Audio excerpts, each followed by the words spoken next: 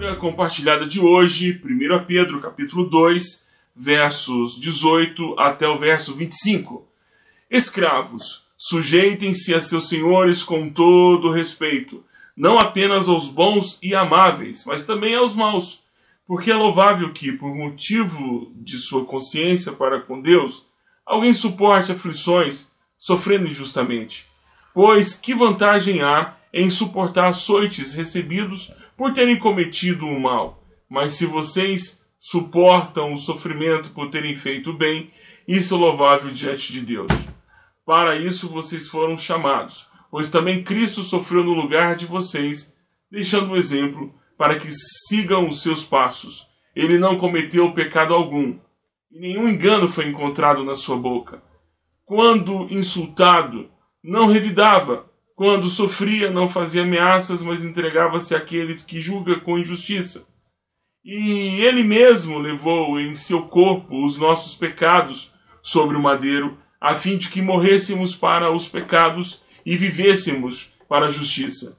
Por suas feridas vocês também foram curados, pois vocês eram como ovelhas desgarradas, mas agora se converteram ao pastor e bispo de suas almas. Esse texto não dá legitimidade à escravidão, muito pelo contrário. Esse texto ele está preso a uma circunstância ao seu tempo, à sua cultura. Não era incomum, na época em que o cristianismo começou a se espalhar por toda a Europa, ser primeiro encontrado entre escravos, crianças e mulheres. Muitos escravos se convertiam ao evangelho de Jesus. Muitos eram convertidos e frequentavam a igreja que iniciava no Império Romano, debaixo da escravidão. Até porque a escravidão era o meio econômico, era a atividade econômica com maior sucesso no Império Romano à época do cristianismo primitivo. Então, do que fala o texto? O texto fala da forma como nós devemos nos comportar em situações de injustiça. Não em situações onde nós somos injustiçados e somos agredidos. Suportar uma injustiça, suportar uma agressão imerecida, ela não nos faz melhor, mas justifica o que nós somos em Cristo Jesus. Isso também não quer dizer que você deva apanhar calado, de forma alguma. Hoje, diferente da época em que Pedro escreve isso aos irmãos, nós temos os direitos trabalhistas. E no Brasil nós temos os direitos trabalhistas. Isso não quer dizer que um chefe injusto ou um chefe que cometa atrocidades deva receber da sua parte clemência. Não, ele deve ser denunciado. Você deve denunciá-lo. Você deve levá-lo ao Ministério do Trabalho, ao Ministério Público do Trabalho e denunciar. Se você conhece situação de escravidão, analogia à escravidão, uma situação análoga à escravidão, você também deve denunciar. Poxa, mas se o texto está falando que é para que eu possa aguentar tudo firme, significa nas relações.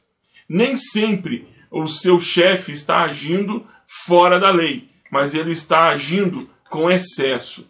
Você deve tomar bastante cuidado. Você deve primeiro ouvir, deve primeiro tentar apaziguar a situação e daí então a denúncia deve ser feita, se não estiver fora da lei. Agora, o que nós temos que entender é que nas relações sempre haverá um momento em que nós teremos que abrir mão de alguma coisa. Isso também o texto está dizendo. Então o importante de tudo isso é que eu e você nós devemos entender que é um texto que não é fácil e não é de fácil interpretação. Ele está dizendo que as relações elas precisam ser estabelecidas a partir da paz. Não tendo possibilidade da paz, sendo impossível o exercício da paz, você deve ser o primeiro a ceder. Não tendo possibilidade de ceder, porque isso vai colocar em risco a sua vida e a vida de outros, denuncie. Essa é a nossa leitura compartilhada de hoje e que Deus possa abençoar você e a sua vida e a sua família.